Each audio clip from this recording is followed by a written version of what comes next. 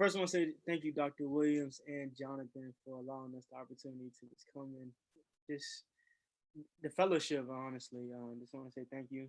Um, for anyone, my name is Kevin Stevenson. I'm a 24-year-old residing in the Hampton Roads area, the 757 for anyone that's familiar with Virginia. I am a brand specialist, multimedia specialist, working for my own company, K3 Marketing Media Group.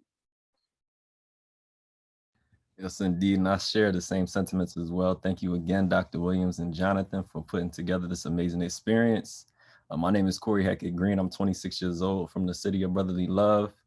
I'm hail from the 215. I'm currently involved heavily in content creation. I do a lot of social media influencing with Kevin, who's actually my photographer and manager. We also have a nonprofit organization called the In My Bag Tour Foundation, in which last year we gave away over 500 pre-packed book bags and 100 gifts to the teachers of both my city of Philadelphia and also Danville, Virginia. And we're just blessed for an opportunity to be here tonight. Together, you guys probably seen No More Interviews, and No More Interviews. This is really is inspired by our stories, but then the stories of our creatives, our people that are dreamers. We have that's our whole No More Interviews. So as you can see on our shirts and Corey's shirt, the word is yours, and that's what we stand by because anything that we put our mind to, we will, and we will succeed with that. Yes, indeed. And without further ado, we just want to give y'all the vibe that we deliver on our podcast. So we're going to keep it real casual. I'm sure each and every single brother in here has been to a barbershop. So we want to make sure that we deliver the same kind of vibe and just kind of get into some topics of conversation in which we think are very, very important, especially given the times right now. And social distancing has made it complicated. But without further ado, we're going to roll right into it. So, Kev, what's the word? What we got? All right, so I mean, as you all know, there's so many topics that I mean, from Black women to our mental health and just how we even speak to our own brothers. That's how this one of our main things, and then the expression of agreement. That's our big topic real quick that we want to go into is expression of agreement, and just what we do directly and indirectly affects a lot of people other than ourselves. Even if we don't think about it, it affects somebody in some type of way. And the thing is, once we think of other people or think outside of ourselves, that's when we really have a better impact with other people. Yeah, absolutely. Like that's probably one of the most challenging things that I think I've personally had to learn is like really being held accountable when eyes are on you, Hmm. and even more so when eyes aren't on you, because when nobody's looking at you, you tend to think that you can get away with things, but every single action and choice and decision that you make tends to affect somebody whether you see it or not. And you might not even face the repercussions of it immediately, but someone is always being affected by the situation in which you put yourself in and the way in which you communicate. I think it's hard for us to not dibble and dabble into everything that's going on with Tory Lanez and Megan Thee Stallion.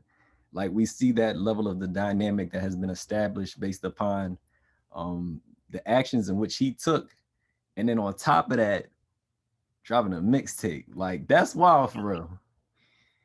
It, I think we talked about this outside of preparing for this, preparing for this podcast. But the thing is, for me, it's like it happens not even on a large platform. Like that it happens to a lot of people, a lot of Black women, a lot of those scenarios, those situations happen on the platforms that we don't even get to see.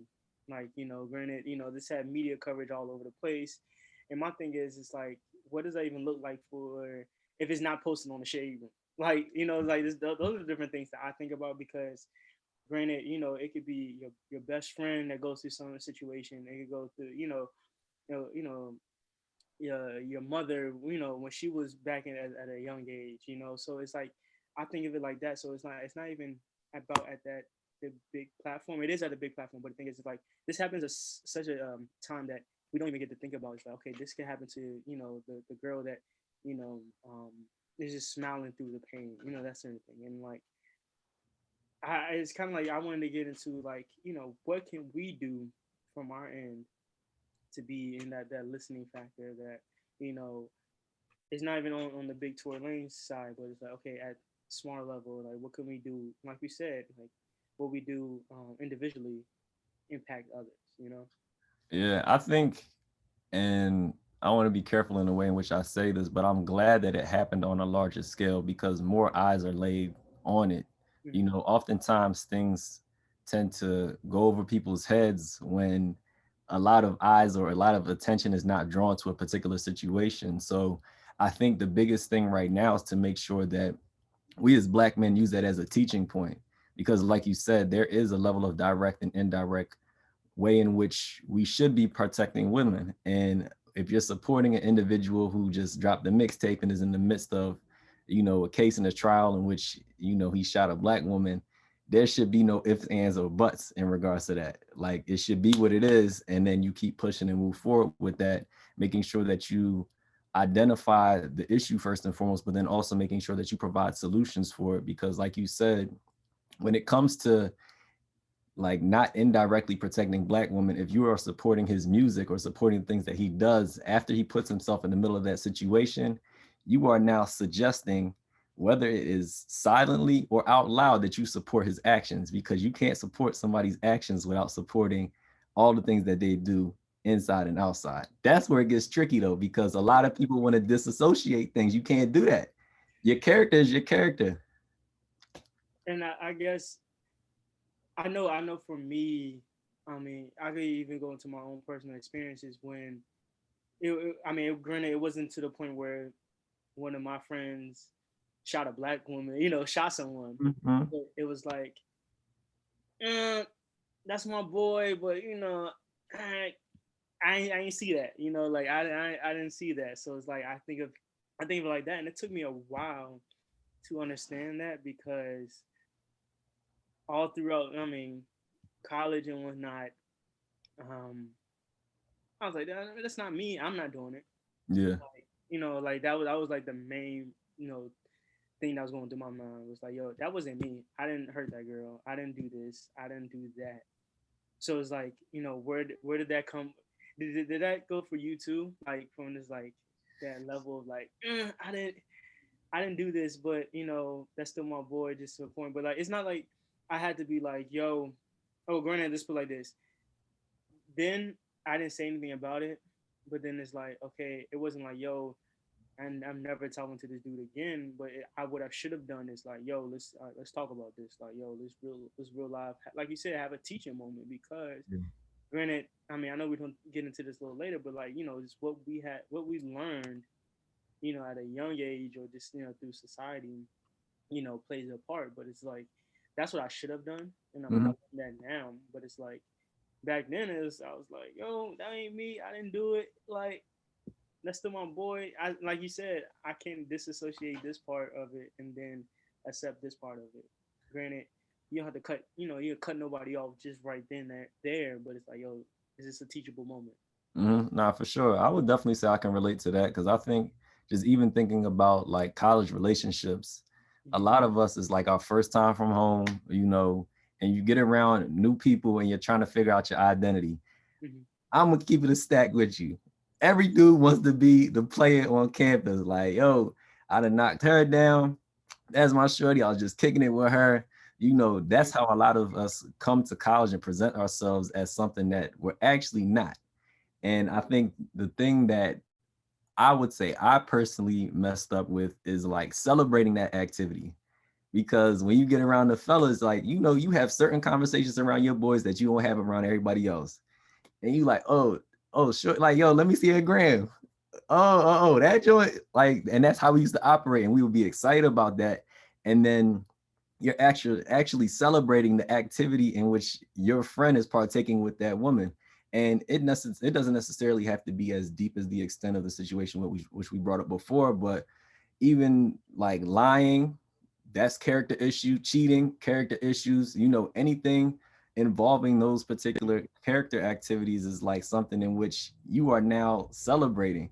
And then also on the flip side, there are times in which I was like, I ain't gonna say nothing, dog. I mean, I don't want to be, you know, you always put yourself in those shoes and you like, I don't want to be that guy. The Dog, one that's like upright and telling everybody, like, no, you know, man, you shouldn't actually be doing that. Like, nobody wants to be that guy. So you either want to be the one that's celebrating it, the one that's doing it, or the one that's not saying anything at all, just trying to stay out the way. But all of these ways are provoking negative implications. And I think that goes into like the indirect and direct way of like how you still can either, just have that underlying factor with, just our, black women in general, or just, your boys in general. Like I think that's the play with this. Like, okay, I can talk to this lady, this way, but then, how do I talk to my boy? Mhm. How do you have those conversations? Because like I was like, we all had those scenarios that in school and college and whatnot, but it's like I was like, yeah, I could go and be you know the the saving factor, the hero, on this side of like talking to this woman, like, yo, you know, giving her tips and whatnot, but then I'm not talking to my boy.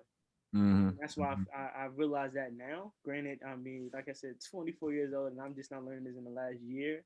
I was like, wow, because I mean, granted, we've, I think we are, like you said, we don't want to be that guy, and I Mhm. think every guy has that scenario where it's like, yo, I don't want to be that guy, even though what we know was right and was right and was wrong. Like that play was just like, now we had to take that indirect action and that direct action of like I want to get into like the direct and indirect kind of ways, and like different ways that we kind of interact in those type of scenarios. We could start with the probably the most simple one that every guy could relate to. Would you treat your moms like that?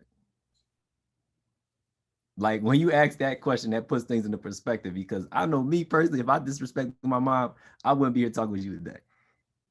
I'm not gonna lie to you, and I have the utmost respect for her, and that level of respect should be distributed to every single woman that you come across. You shouldn't pick and choose when it comes to protecting Black women. That is a function of what you are supposed to be doing as a man. That's part of your responsibility, And I was thinking about this earlier, but like I almost compare it to someone that graduated from college and you get a full-time job offer. And every time that you get a job offer, you know the requirements for the job. In order to make sure that you get all your paychecks, your benefits, the 401k, and everything else in between, you make sure that you fulfill all the job requirements. So when you think about the word protection, you got to I, make sure that you embody that. I gotta ask you, because you said it's a job requirement, or it's. I feel like it's hard to say, like, to some people it's like, yo, that's not my job, that's not my place, it's not, that's not my responsibility, and I think that's where I had to grow into that aspect. It's like you start we said, it's like, yo, that's not my place, I'm not trying to be that guy. Mhm. How did you know that it was it was your responsibility? Because I think, like, I mean, if we talking college, No, for sure, for sure. we like, this is like, because where we've grown in the last year or so, 2 years or so, it's been a lot. The mindset that we've had from there to there, from there to Yeah, I there. think the biggest thing is like reading and getting around individuals that are already practicing that. Mm-hmm. Because I think that's one of the biggest things when you start to mature towards the back end of your collegiate career, whereas where a lot of us tend to more so find ourselves. Mm-hmm. And the certain thing, like, you stop going to parties unless you throwing them, no shade. Now I'm playing with you. But like, there's certain things that you don't do anymore. Like my last couple of years of college, I was pleasuring, running track. I didn't have the time to be in certain environments. So the people that I was spending the most time with were of a different caliber. So I think that kind of contributes to, that maturation process in which you begin to understand, like, oh, well, such and such is not treating his girl like that. Let me hang around him more and see. And then 9 times out of 10, if they are partaking in some level of positive activity, there's more traits in which they are doing as well. So you start to discover that when you start to put yourself in different circles and be around people that you actually want to become like, so that you can grow together in unison.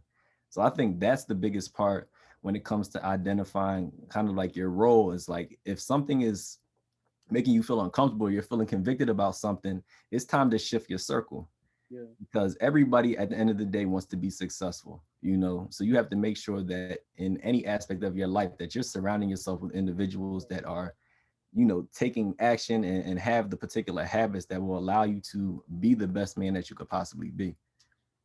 I think that's the hard part too. Like shifting that circle is hard. Like it's like how do those conversations go? Like I know like, this on my own, circumstances, it was like I was trying so hard to like, yo, let's like I kind of knew that shift was coming in my life Mhm. and I wanted some of the people around me to go that way with me. Yo, like let's do some other things. Like let's go to the library. Just little things like that where it's like, you're moving in a little different light. And the thing is, that shift for me was like probably the hardest Mhm. for me, just because like now I had to start being alone a little bit more. Like you said, we had to read a little bit more, or like I mean, shoot, I even was like, yo, am I in the wrong? Like, you know what I'm saying? Like, kind of like those little different things there. So it was just kind of like that shifting of friends, the shifting of people around me, their different actions. Because going back to what we talked about earlier, like we all get that little feeling that's like, maybe we shouldn't do this. Mhm. Like, granted, like maybe we shouldn't do this, or maybe like, yo, this is not right, but I'm just gonna go with the flow. And like, granted, because like we said earlier, they ain't me. I'm not doing it. So Yeah. And I that's the think part. a lot of that comes from isolation, though, like you said, because when you're around a bunch of fellas, I done had some of those nights where I'm like, dang, they about to go do this again.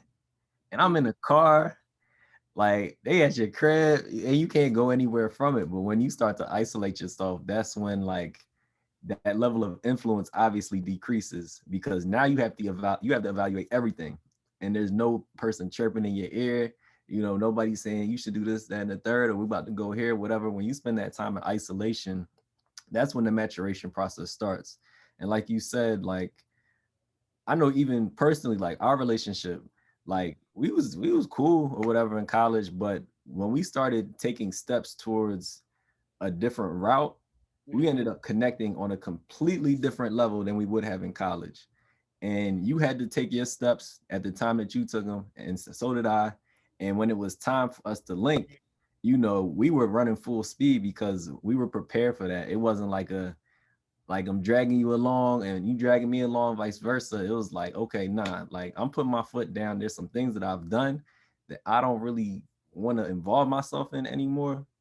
How can I be honest, assess myself, look at what I'm supposed to become as a man, identify it, write it down, make it plain, and then go about applying those things day in and day out, and then surrounding myself with people that hold me accountable to that particular standard. You said a whole lot there, and I kind of want to kind of tap into one particular topic, and it was like the isolation period, Mm, because I think that's where I think honestly that's where the mental health aspect comes in. I think that's where we have to really sit down with it, because we don't. It's not talked about. It's not. We didn't know about it. I mean, granted, from my family's aspect, mental health for a black male or just in general, like I don't know anything about it. Like mhm, growing like going through school and whatnot.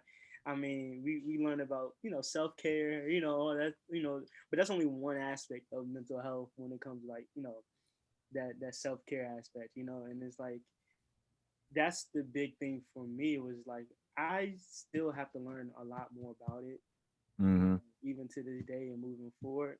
And I wish it was one of those things where I learned a little bit more in school, So like, how does that mental health aspect play a role in that isolation period, or from here to there? You know what I'm saying? Like, Yeah, I think in regards to mental health, like the biggest thing that you have to deal with in isolation is you. mm-hmm. You can't avoid yourself when you're isolating. Therefore, and it's That's and a that's a lot to unpack.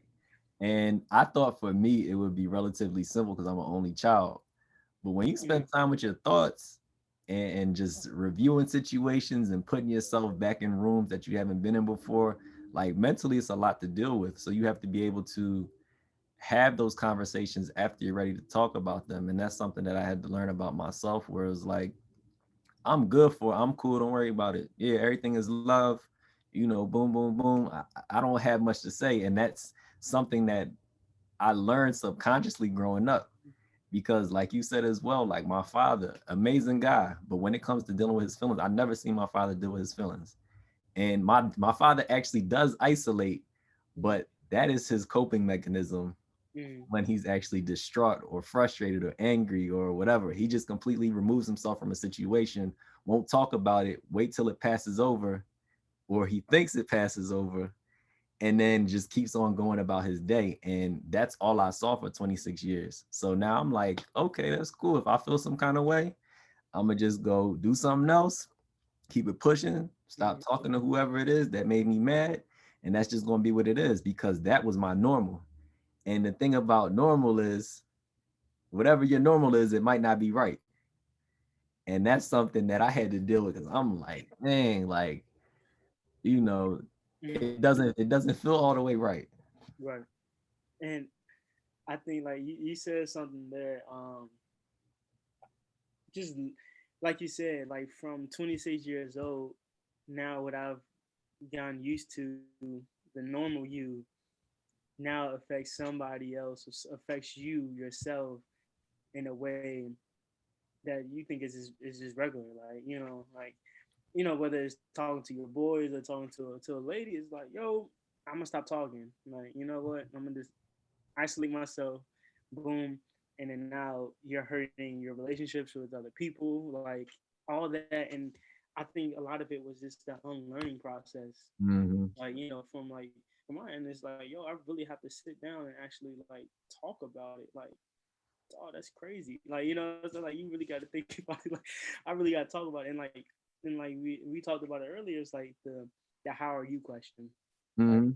we ask each other like, yo, how are you? Like, the usual is like, I'm good, and we go about it, and that's it. Like, Yeah. and that's it. And like we don't get to talk about like, yo, how are you? Like, like, and really, and then thing is from my aspect, even understanding, okay, am I ready to hear whatever you about to say? And then are you ready? Are you ready to tell me how are you, like, for real? And then, like, I try to, there's a two-way street. It's like, I have to be prepared to, like, every time I ask how are you, I'm not trying to cut you off, or like, trying to fix you at every second. And like, it's like, I think, I don't know, when you think about that how are you question is kind of, it's deeper than what it should. It is not as deep as it should be, because Yeah. like, you gotta talk, like, and like, I'm not gonna force you to say how are you, but it's like, Mhm. I want to be receptive to that answer that you're about to give. Yeah, like I know me personally, I tend to unpack it. Like I go 5 layers to every single question they ask me. I'm like, all right, so first, who are you? Why are you asking me how I'm doing? What made you pick today? Why are you texting me at this time? Like I'll go through all those different layers before I actually answer that question and then still say, yeah, I'm good, right? And that's something that I had to like actually unpack because I'm like, yo, first and foremost, like you said, I think the biggest thing is to be able to respect an individual when it comes to Mm, dropping off your load essentially on their plate, because that's something a lot of people tend not to think about because mental health is not something that just affects you when you have something going on.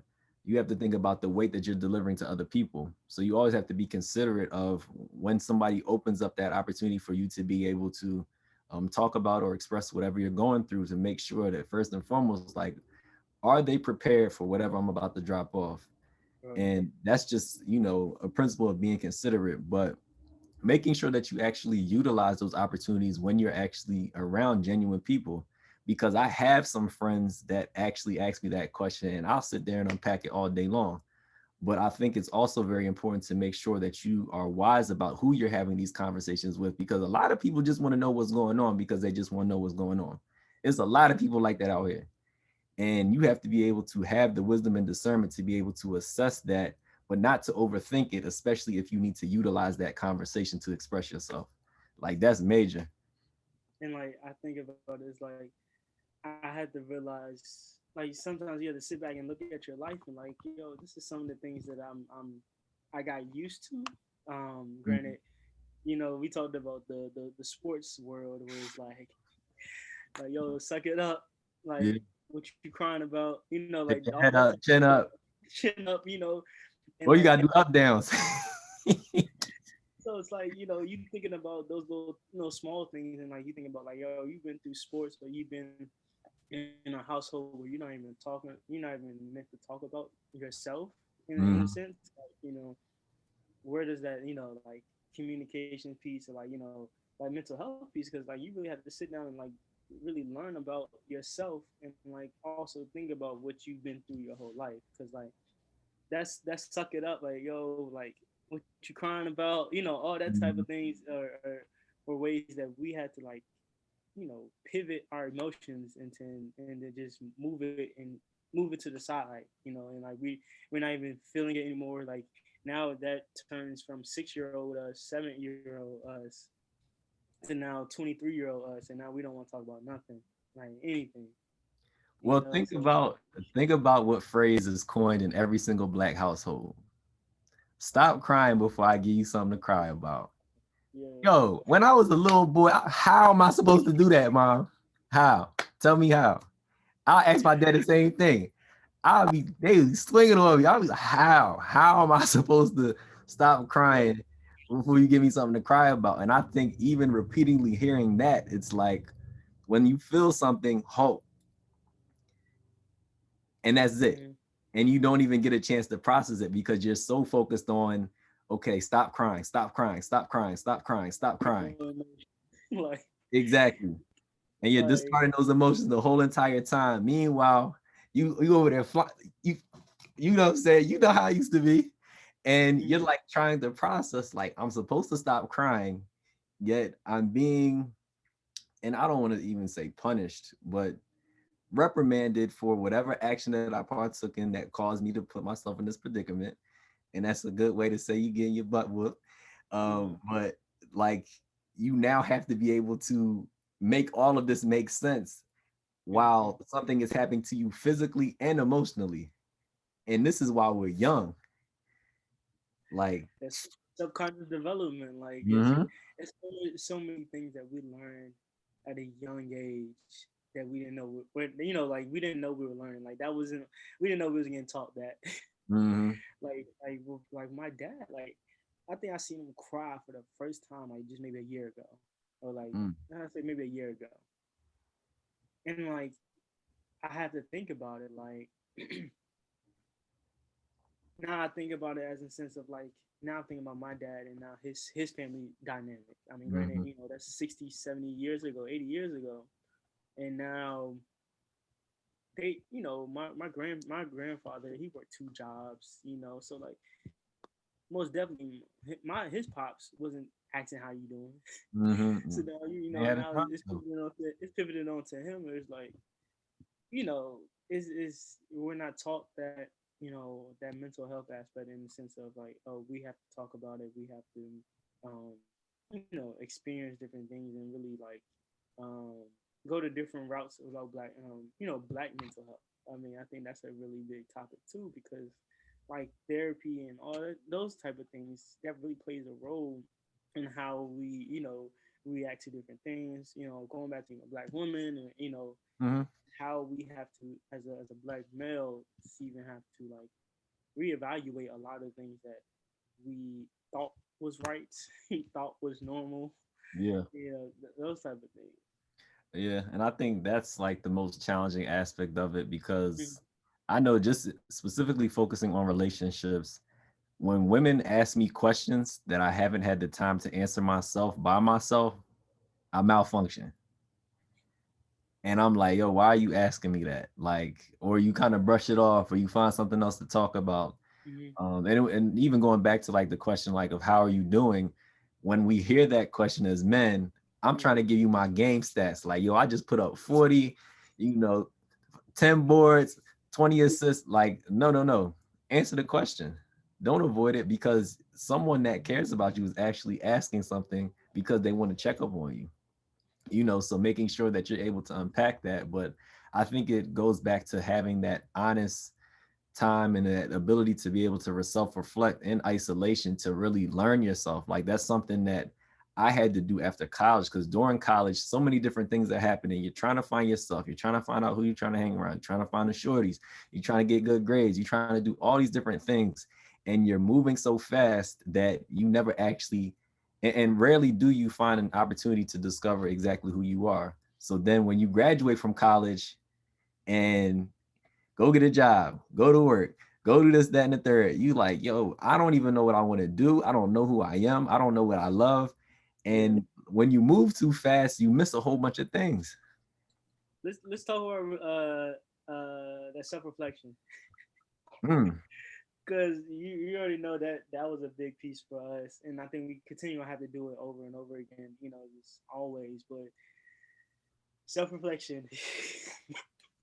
Hmm. That you go and share yours. I'm gonna share mine. Like this, how what self reflection looks like. What did it entail? Like kind of that piece.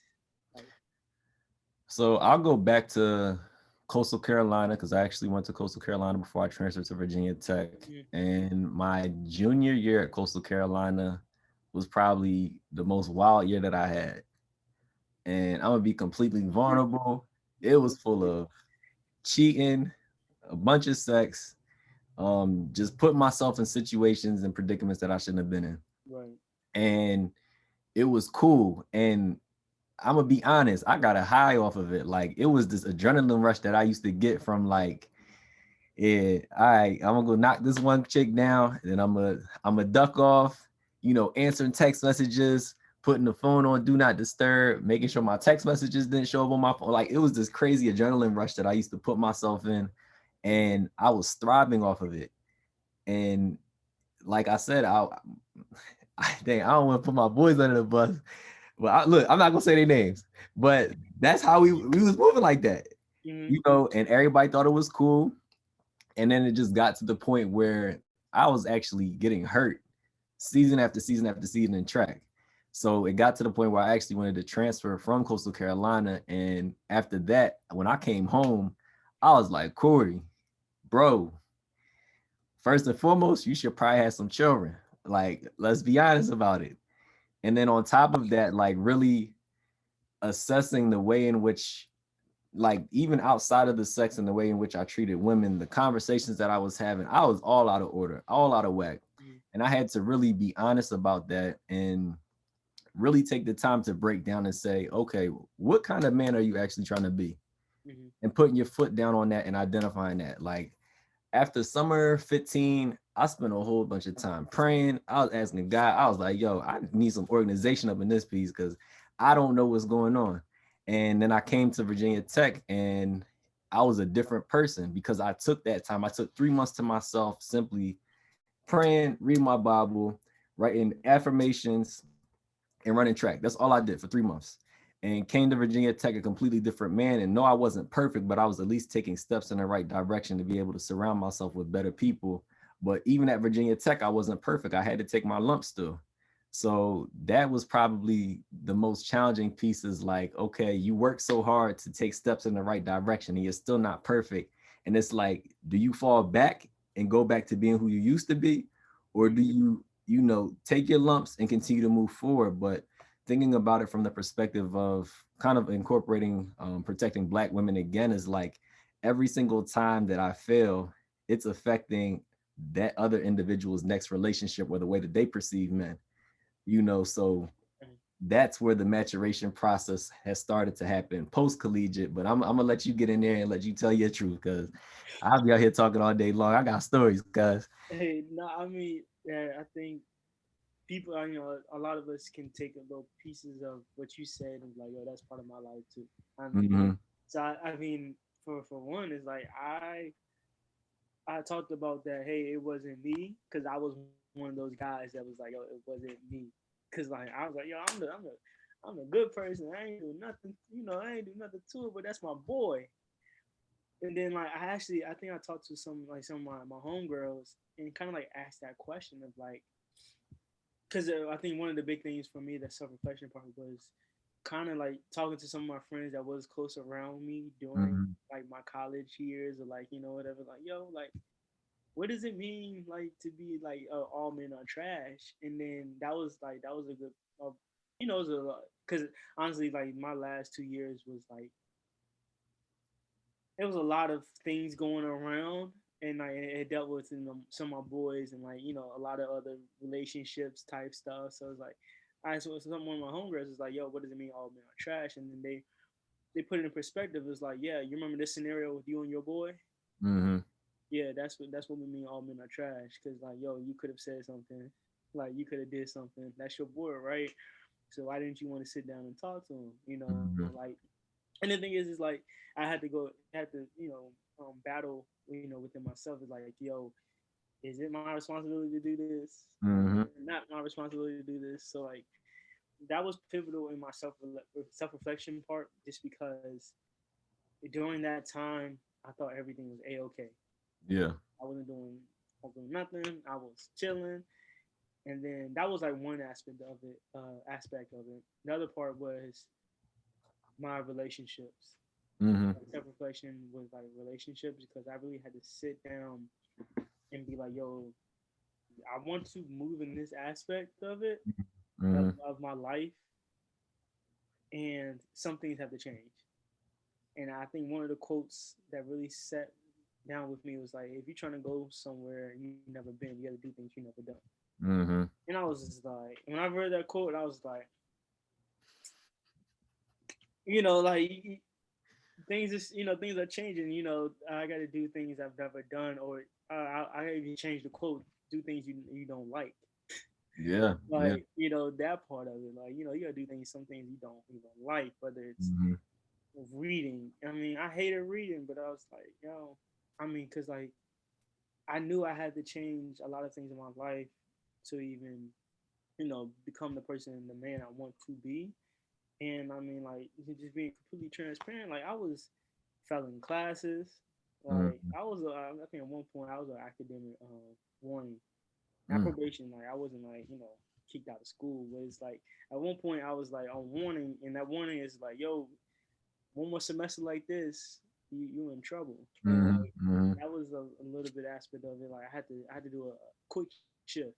Like hey, I had to get my life together, and Mm-hmm. then even moving on to like just now, like right now, thinking about my life during that time, it really had to like stick with me. Like, yo, was I talking about things? Mm-hmm.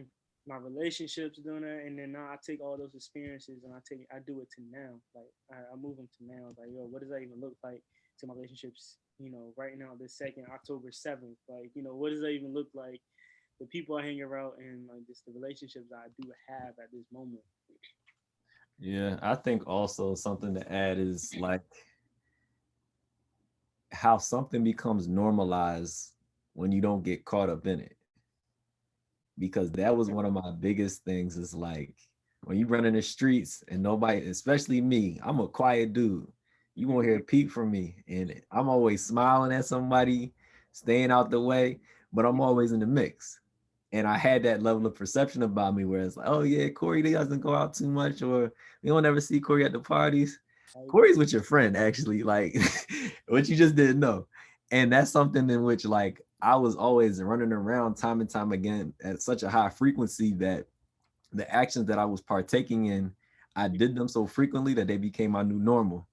So I never even thought about them being wrong after that first one or two times.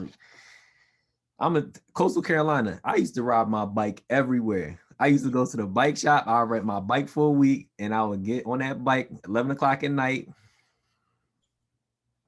up to no good. Just like swiper the fox on Dora the Explorer, up to no good, up to no good, right? And I will pull up to the crib, and then right. I'll kind of be like, you know what, I shouldn't even be here. And then I'll go lay down with the girl, boom, boom, boom, wrap it up, back to the crib.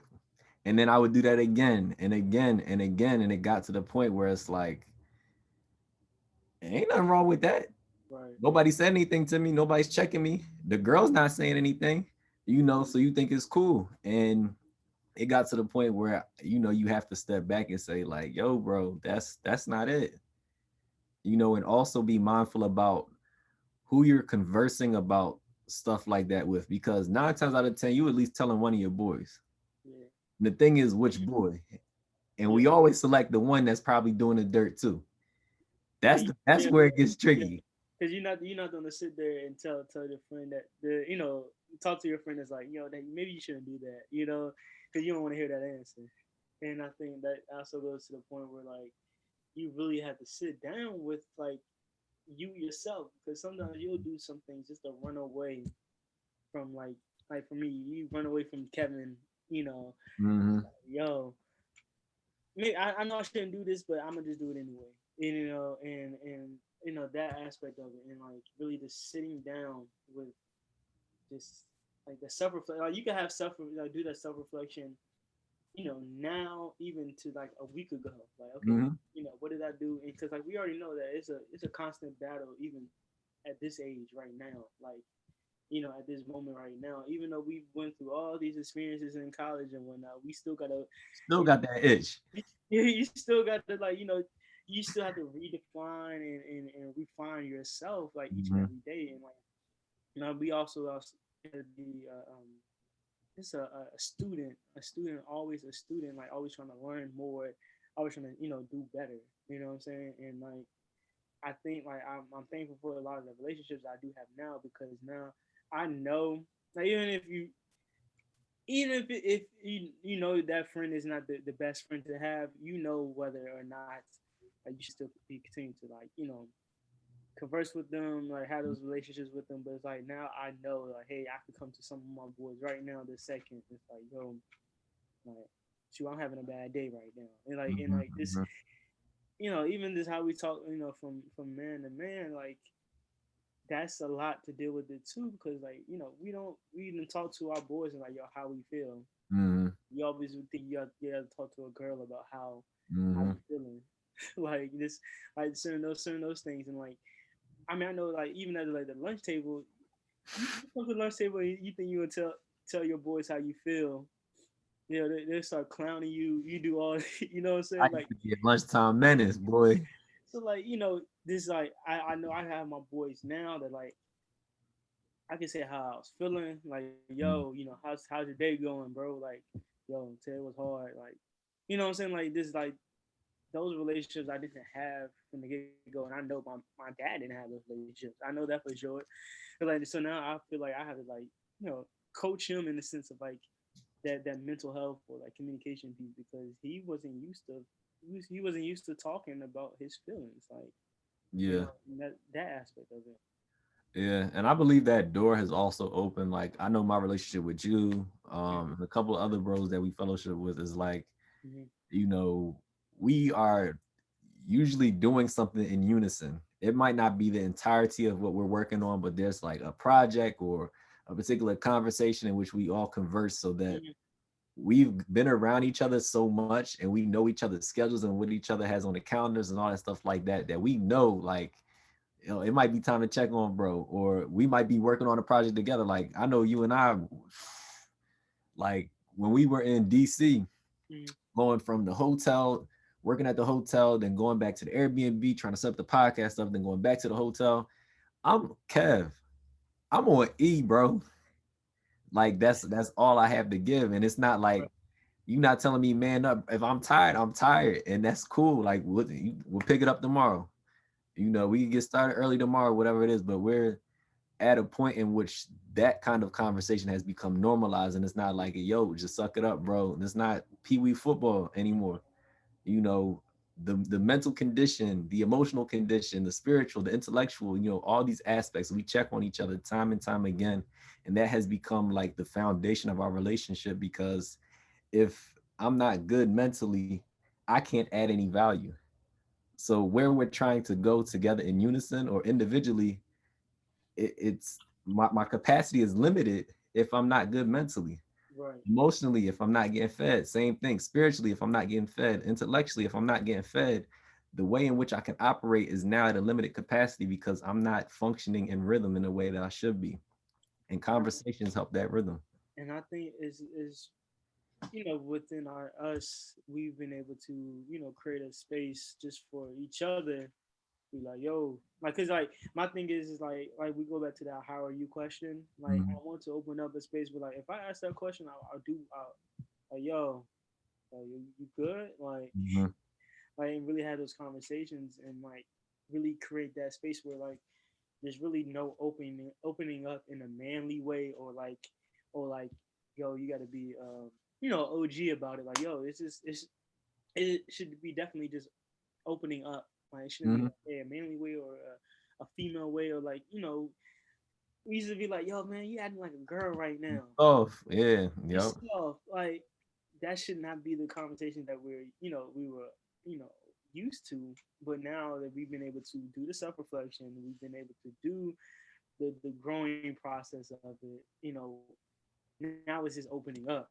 Mhm. And I know for a lot of my boys still today, they don't know what that opening up process is. But I do want to just like, hey, just giving them that like, yo, I'm here for you, bro. Like, and just having those conversations and like just being receptive to it because it's like I know when you talk about the communication aspect, it's like, yo, Mhm.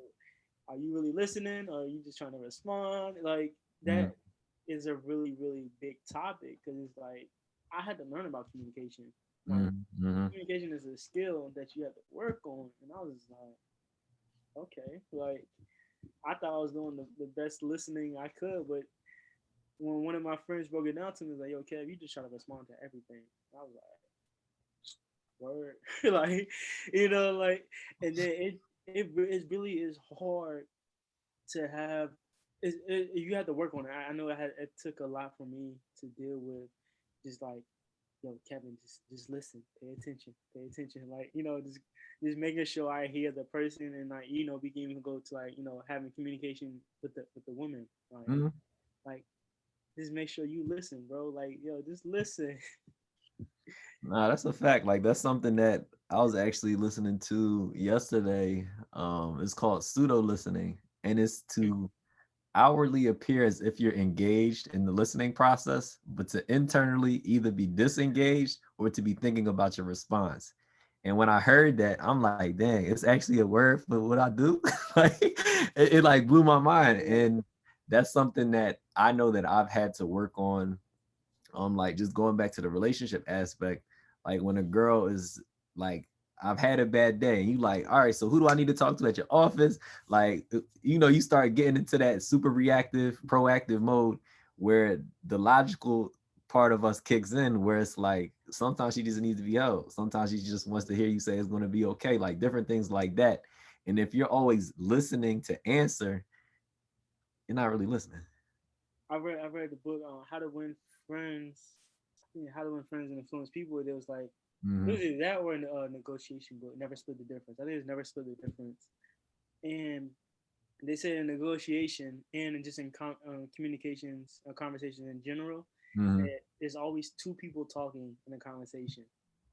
There's always the person actually verbally talking, and then the talking that's doing in your head, trying to respond. So I was just like, dang. And it's like, yo, once you're able to master you actually listening, then that's when you have better communication, better conversations. Because like when you're talking, I'm trying to listen to what you have to say before I'm just even thinking about my response. And I think that Mm-hmm. that goes against all our relationships with our boys, or just with women in general. Mm-hmm. Like yo, are you actually listening, or are you about to respond with whatever you want to talk about? Yeah. And sometimes every statement doesn't necessarily need a response. That's the other aspect of it. Like some people just need to be heard. Like I know there's been a lot of conversations in which I sit there and say nothing at all. And then the conversation concludes and they're like, thanks, Corey, you're the best. And I'm like, like, what you talking about? Like I said nothing to you, but that also allowed me the ability to understand that like sometimes people just need to talk. They just need to vent. They just need to get things out. Now, sometimes there's that difference of people coming to you asking for advice. And that's when you make sure that you process every single thing that's said, the situation, and people involved, and everything included, and then try to give wisdom based upon your assessment of that situation. But like there's different forms in which you're responsible for communicating. And like you said, that's something that you have to learn, especially if you've never seen it in the entirety of your life. Like being able to process information that way is a big challenge. Really, like, because when we talk about that unlearning process, Mhm. like, you really have to sit down and It's and I like the fact that our fellowship, between me and you, and then some of my boys, like we know that we can we can pick up in other areas Mm-hmm. that others can, and like, hey, actually having that conversation, because like when I'm able to talk to you and communicate with you, then you like, oh, I've actually went through this myself, you know, Mm-hmm. and I think that's what a lot of like men in general, we try to hold things in and not talk about it, but it's like, yo, it's so many other guys out here going through the same exact thing. It's crazy, so it's like we really have to like just it's hard, but we have to force ourselves to try to change the narrative, and we For will. sure. We For will. sure. So I think this is the part of the conversation where we kind of have to give that level of advice and how we've grown in those particular areas, or like sharing some practices that we've helped, that we've utilized in order to be able to improve our mental health. And then I think also concluding with making sure that we share some ways in which Black women can be directly protected and indirectly protected. So I'm gonna give it to you first. All right. Mental health. I think for me was actually, um, I meditate. That was different. It's Mm-hmm. hard, um, but it's like kind of just that meditation kind of it helps. I actually have an app that is a guided meditation, and I think that helps a lot just because I never heard of meditation, and like we just sitting here just trying to just sit down and like do what the monks do. Like that's you know I'm not gonna be able to meditate or like just really just sit with my myself. So it's a let me make sure it's called Simple Habit. Mm-hmm. Um, so it's guided meditation, and the thing is, it has different scenarios where you can be able to really really like doing different scenarios. It's a guided meditation to where it's like, okay, if you're about to go to sleep, there's one for that. Oh, Mm-hmm. you're on the way to work, or like you had a long day at work. Like it gives you these Mm-hmm. like guided meditation, because it's like it kind of slows you down, because like we're just in a world where everything goes so fast. So Yeah. in that aspect of it, and I'm actually reading a book. Boom, this one right here, the Unapologetic Guide to Black Mental Health. And honestly, this is my first book on this Black mental health, and I'm Mm-hmm. like it's so much that we're not even taught, like whether it's the school system or whatnot. Um, so I think I want to continue to learn. Like you said, I'm not perfect. I know all the answers, but um, that just kind of helps pivot, because like my thing is like now what my kids gonna be used to that I Mm-hmm. wasn't, used to, or like some of my boys. Like I know some of my boys won't read this book, but I'm like, yo, you know what? I just read this book, and there's some tips in here. Mm-hmm. So that, and then the indirect and direct way. Direct way. Um, like I said, I've been practicing my communication and Mm-hmm. actually sitting down and listening, because I learned that I wasn't the one that actually listens. I just try to fix everything. Um, like really just sit down and actually like really just learn the art of communication, because Mm-hmm. you have to work at it. You have to practice it. It's not something that's just gonna come easy, especially if we're not used to it through our just livelihoods and whatnot. So that's my best way, I say, for me to actually just really sit in that communication aspect of it. That's directly, and then indirectly, like we talked about in our self reflection. I actually had to talk to my boys and actually Mm-hmm. just have those conversations with other men, and like just indirectly, like I remember I was walking down the street in DC, and like one of these dudes is like was talking to, like I was walking with some of my homegirls, and like he just like turned around and said something, and I was just like yo, that's not what you say to a lady, like that's Mm-hmm. and that's the way where we checking our boys, in the sense of like, yo, this is what we can do here, and then like we do mentoring, that's another way that we can give back indirectly, to help, just like what is teaching young boys how to open the door for ladies. I mean, Mm-hmm. Mm-hmm. it's like some of those little things. There's a lot more, but just some of that. Yeah, I would say for me, in relation to like establishing a better, I guess, understanding for mental health. Like for me, like I spend a lot of time reading my Bible. Like that's probably something that I spend most of my time in. Like I lie to you not, I'm an early riser. Call it like 4:30, and those first 3 hours of the day, Bible, affirmations. I tell myself who I am every single day. So like I don't go about seeking opinions from other people. I know exactly who Corey Hackett Green is, and I make sure I affirm myself of that every single day. And then I lift weights, and like all of that is part of my morning routine. So it's been very, very helpful for me to be able to establish a routine in which I take care of myself first before I have any conversations. I'm checking all the boxes that I need in order to be productive, because something that I learned about, and this is just a side note for everybody that's in here, but people always come to you for your gifts, not necessarily you as the individual. And once I was able to learn that, I was able to prepare myself in order to serve other people, but also make sure that I was taking care of myself at the same time. Because we all have gifts, talents, and abilities in which we are responsible for using to be able to serve other people while we have this time on this earth. But also, you have to give yourself time in order to properly fill your cup to even be able to be in a position to serve. So, those are some of the things that I practice for my morning routine. In regards to direct protection for Black women, I think one of the biggest things that I've seen in communication with Black women is words of affirmation.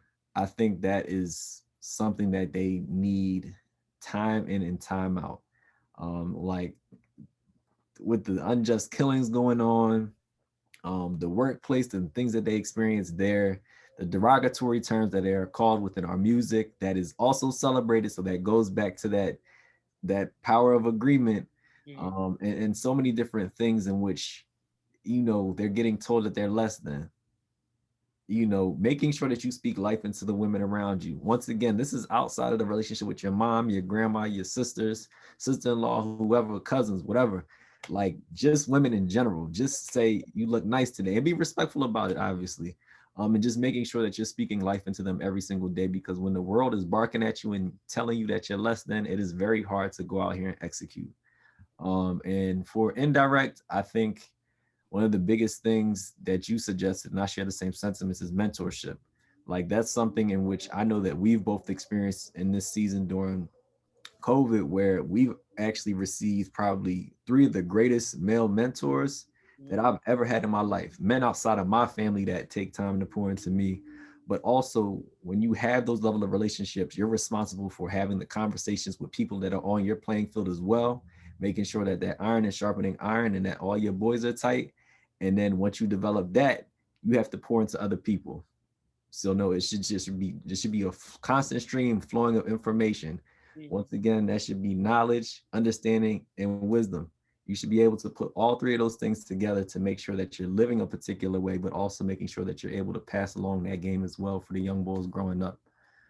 So that is how we want to conclude tonight. And we'll be opening up the floor for questions. So we can get into that. Dr. Williams and Jonathan, whoever would like to lead us in that portion of the podcast. Oh yeah. Also, if you reach out to us, connect with us on LinkedIn, Kevin Stevenson. Follow us on Instagram, whatever. K3B_0. And yeah, email me info@k3b0.com. Mm-hmm. Yeah, I'm looking forward to see what you guys have to say. Yeah, definitely. You can check me out as well. My website is CLH Greene. Email address info@clhgreen.com. You can find me on LinkedIn as well, and also the gram, CLH Green with the E at the end. Yo, thanks guys. Thank you so much. And for those who are here tonight, if you want to, open up your mics, let me see your camera, smile a little bit. I'll have some candid conversation about what we heard tonight. I greatly appreciate everything that was said. You definitely make me and Jonathan's responsibility easier by having someone else to really come in and hone in on the conversation about a lot of things we were said. I ain't gonna lie though, that bike story had me cracking. That bike story had me cracking like I don't know what, man. So, but it's truthful. It's very truthful, and I do appreciate that. So right now, we're here for questions. Anybody wants to say anything? Anybody wants to, put their 2 cents into the conversation, and we're still recording too as well. So this is going to be a part of their podcast whenever they release it. We do appreciate you sharing your platform with us, sharing your time. So definitely go ahead. Anyone want to ask a question? You can. I know Donovan sent me an email for a question. If you want to answer it now, Donovan, you definitely can.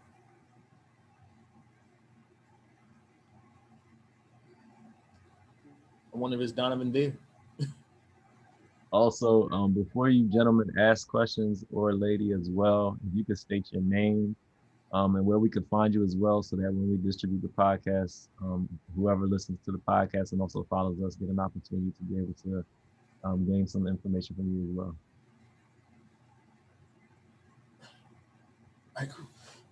Donovan's question was, how do you make finding your purpose fun and enjoyable and avoid the distractions of the temporary satisfactions while being a very young man in the college environment? So what are your experiences with finding your purpose and making it fun without being a thought? Go ahead, Corey. Make it plain. Man, I think something that has allowed me to latch onto my purpose is fulfillment. Now, I only get this feeling when I'm actively working in my purpose. I've been happy before, and that's more of an emotional state or a feeling or a reaction to something. But fulfillment is something that is completely different. So I think the thing is to make sure that you first and foremost find your identity, establish your gifts, talents, and abilities, what those are, cultivate them, work on them every single day. And me personally, I always ask God, like, yo, what is it that you have given me the responsibility to have dominion over? Like, where are my gifts supposed to function and operate? And once I did things that were in alignment with that, and I had that sense of fulfillment, I'm not going back to anything else. Because once you get that feeling, everything else is subpar. Like I said, you don't want to submit yourself to something that can be changed by the way in which you feel. Fulfillment is something that endures within you. If I still think about the things that gave me fulfillment, I still have that warmth within inside my heart to, pursue more things that are in alignment with that. So I think those are the key things in relation to always attaching yourself to your purpose, but most importantly, disciplining yourself to making sure that you can allow yourself further opportunities to walk in the fullness of that. Well said, bro. Nah, I think I found I was always a creative, but didn't know in which way. Um, like used to grow up with little building blocks. I went to school for construction management, and now I do photography, media. And the thing is, I was always in the route of some type of creativeness, building or doing something, but I didn't know what it was until I started just kind of just going out of my comfort zone, just kind of just trying new things. Because like I it was hard because I didn't like Corey said, like the fulfillment within like construction. It felt good, but then there's like, okay, I don't know if it was backed by money because like that's just a temporary state, one of those things. But then it's like for me, it was like, yo, what is something I can do for the rest of my life, and I don't have to get paid for it. So like my thing is like when I do photography and media and whatever, if it wasn't for like the world that we live in, that I need money per se to like pay bills and whatnot, I wouldn't get paid for it. Like, I'll just do it just because. I think that's a whole different mindset change when you thinking of doing things like, yo, I don't even have to get paid for this at all. And actually enjoy it and like really not forcing myself to enjoy it. I think that's a lot of things that we get in the sense of like whether it's parents or our friends, we kind of get forced to enjoy something, and it's not something that is really meant for us to do and be. And I think that's a different aspect of like when you think about it, like not thinking of your friends, not thinking of your mother, father. What is something that you have to do, or you want to do per se. That's a good question, man. Wouldn't expect anything less from Donovan Brown.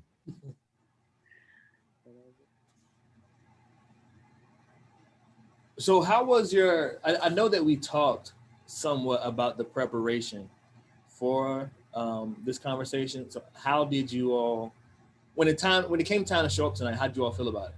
Like, what was your thoughts about it, and this process? Because we had some long, really good conversations leading up to tonight. And what do you think, looking back at the beginning, something that you learned that was most valuable from our pre talks leading up to tonight? I think for starters, you guys were pushing for us to be open and transparent more and more. Sometimes we weren't, we would like kind of come from it from like a technical aspect per se, but it's like you guys were like, hey, bring in your personal story, bring in like, kind of like those experiences that like some of the guys in here, people in here could actually like, relate to. So I think that was like for me the aspect of like really just opening up fully, per se. I think that was just like the really big pivotal point for me coming to the conversation. Like we said, we're continuing to grow and learn. So this was just another step in the right direction to being that open person, open male figure to that communication aspect. Yeah, I agree with Kev said as well. Because I think both of us have actually been like relatively vulnerable, but when it's called for in a different area that you haven't touched on, it's like, here we go again. Like that first conversation that really spilling your beans, it's like, hey, what was everybody gonna think about me? I've held such a high standard in regards to my character, and now I gotta go pour out my history. Yeah. I think just an opportunity to really like express things that we're both comfortable with now because we're actually striving to be better men. Like we know what that looks like now. We've identified that and we're working towards that. So talking about our past is a little bit more easier than it would have been, a couple of years ago. And then also just um, taking opportunities to be able to educate yourself. Because if you come to any situation with just one perspective, your ability to communicate diminishes because you have to be able to see things from different angles. You have to be receptive to all kinds of information, like so many different things go into having a thorough conversation. It's something that like I personally wanted to share with you all as well. Like something that I'm reading is called Countering the Conspiracy to Destroy Black Boys by Dr. Jawanza Kunjufu, which is an excellent book that I've been reading thus far, which has allowed me to have further in-depth knowledge as to some of the questions that you all were asking. So making sure that you're always putting yourself in a position to learn more and be receptive to all types of perspectives as well. I think that's very important. Yeah. For me, our initial dialogue really led me to be like honest with the how are you doing question and not give off my stats, like, oh, I did this week, I accomplished that this week. And I was telling Jonathan today, like when you all were really leading this session, I was like, yo, I'm really happy I see someone else talking about this stuff. Like I felt that moment, like I'm in my purpose. Like this is me in my purpose, having some other Black men lead Black men and Black women who are ever in this chat about this conversation, and that felt so much good because I was tired. I told you I was tired when this thing first started. But once y'all started talking, I'm like, yo, I got energy now. Like I don't want to do nothing, but I got some energy now, I'm feeling really good about it. So that's just the energy that you gave into it and allowed me to hear from y'all tonight and like really continue the conversation, which serves on a larger scale the conference that we have. Like we talked to you all about the conference that you were so grateful to participate in last year. If you can, talk about your experience from the conference last year, how you served in the conference, and any information that you want to share about it coming up. I think I think the people that attended our session were kind of shocked at how we started the actual session itself.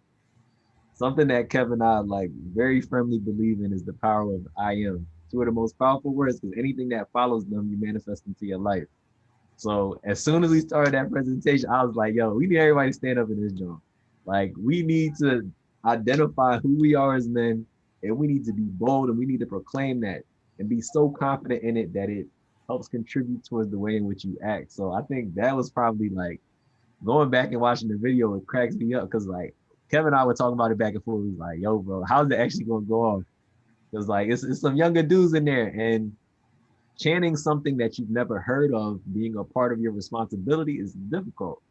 And we kind of knew that. So we was like, we had to go back a couple of times, like, yo, I need y'all to really feel this when you're saying it so that it becomes a part of you. What do you think, Kev? I was excited for it. I mean, like again, thankful that you guys gave us the opportunity to even to present as well. And then I just when we were preparing, like I swear that every conference and like just like this podcast, you had us prepare in a way that we never prepared for. Again, I definitely would say that too because um, a lot of our presentation was based around um, correct. Lost my train of thought. What's the book called? I am. Oh, you talking about The book. Think and Grow Rich, a Black Choice. Think and Grow Rich or Black Choice. And like once we read that book, it kind of that changed our perspective again by preparing for the conference because we were just like, I mean, it was just like as a man think is that's who he is, and then like okay, that goes into I am, the affirmation side of it is okay, like where do we see ourselves and being confident in that, and I know that a lot of the guys that left that conference, they were they were filled with like that energy, like you said, like you had today is like they had that energy of kind of like yo, I can do this type of thing. And then going forward and acting upon it. Like the main thing about it is like we can say all this and all that, but if you don't, have that piece of action that follows it, then that's where our disconnect happens. Like there's a level, there's a next step that follows our podcast and our the conference. Like, and I think that's what a lot of the conference did last year, and I'm excited to see what it does this year because a lot of it has to come from us ourselves. Like with COVID going on, you can't sit still in your own house, and you can get you get trapped with your with yourself, and like you can get caught in just that sense of complacency. And the thing is, there's an action step that follows a lot of what we do, and then I know with conference you will be, in that action phase. Like, hey, I need to go and do something. I need to go, whether it's find my purpose. Like, oh, okay, let me actually think about my, mental health. Like, oh, let me go talk to my boys about this. Or like, it's that action piece, and that's what we're excited about the conference this year. Is like, hey, what can we, take from this and put into action? Yeah, I would also like to add just like the atmosphere. I think that was probably one of the most impactful atmospheres that I've ever been in, not only as a presenter, but also as a student. Like actually being in the midst of Black men striving to become the best version of themselves, sharing game, like because I know we all kind of understand this, but there's this a little bit of that crabs in a barrel syndrome that we have within our community. But to see like I'm talking about brothers giving out their phone numbers on stage, the networking and all that stuff like that. Like I'm gonna tell my guy honest truth. Before Kevin and I presented, I was bawling my eyes out because like having an opportunity to speak to your future, the future of your community, I don't take that lightly.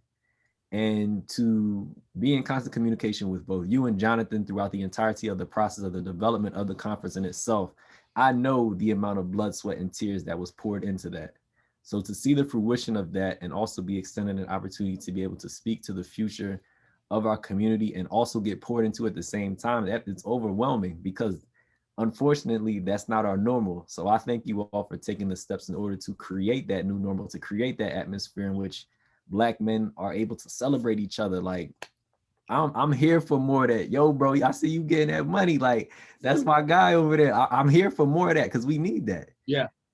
So I thank you all for just creating a platform and an opportunity, regardless of COVID, to still have that atmosphere available to the students because they drastically need it.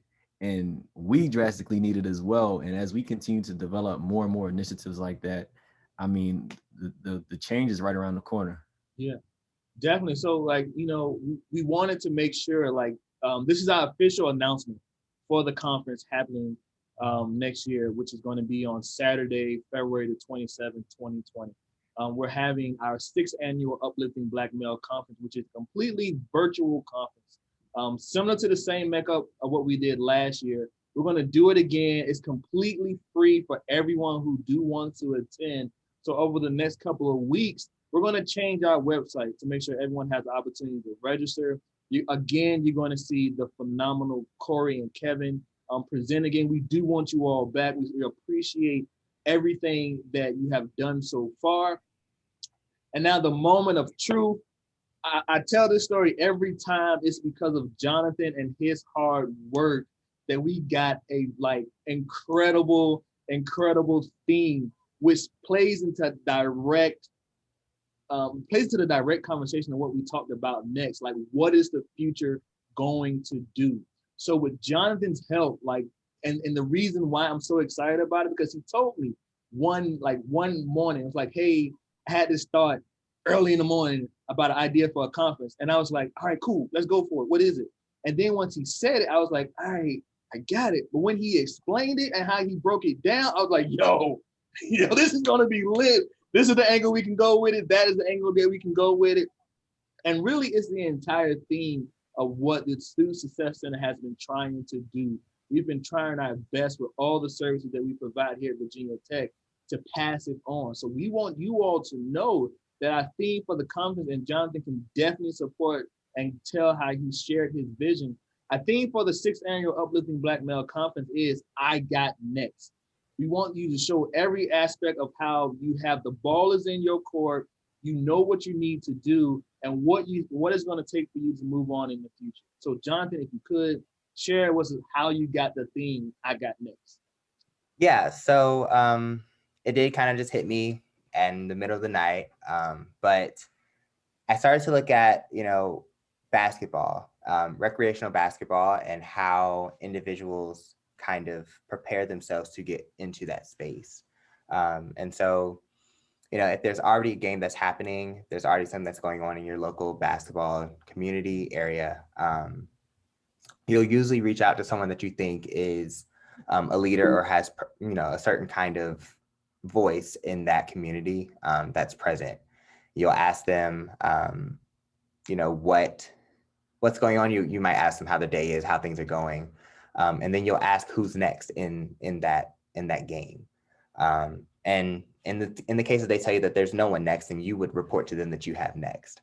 And what is really important about that aspect, it's really not the words of it, but it's what happens during that time. And so you'll have instances in which you will start to look at the teams that are playing currently.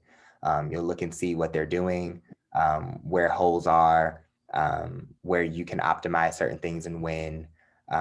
You'll look at who works as a team, who doesn't, who's hot-headed, who doesn't, who makes the shots, who makes the steals, who makes the passes. And then you will take that information and you'll start to look at yourself, and you'll start to make sure that you have a team of people that are able to give you the certain skills that you need in order to be successful. So you'll start to talk to them, and you'll start to collaborate and talk about certain things that you're observing, certain things that you're seeing. And then you'll start to stretch, you'll stretch, you do a little, neck thing, the things that you guys feel to do to stretch, you stretch, and you make sure your shoes are tied, and you make sure you have, everything's tied, and you look the part in the way that you want to go. And following that, the ending of that game that's prior to you, you prepare yourself to start that game, and you execute the things that you planned and prepared for on that court. And so I took that analogy, and I'm interested in utilizing that to prepare men for what's next for them in life. Because you have to prepare, you have to observe, you have to execute. And so that's where it's come from. And that's where we hope to share with you guys at this conference coming up. So, yeah. Yeah, bro. When you first told us about that, I was like, I the same thing like Dr. Williams. I was just like, okay, explain that a little bit more, please. But then after you did, I was like, okay, word, that it makes a lot of sense. Yeah. So we do appreciate everyone coming out tonight for our podcast. This is our first time we was able to host such an event like this. We greatly appreciate all the feedback that will come. Once again, Corey and Kevin, thank you so much for sharing your talents and your time with us. Thank you for everyone who came out tonight. This is it. Stay tuned. We have another discussion coming up later this month, focused on the same thing, dealing with power dynamics. We want you to all have a great night, great week. Stay safe and stay whole.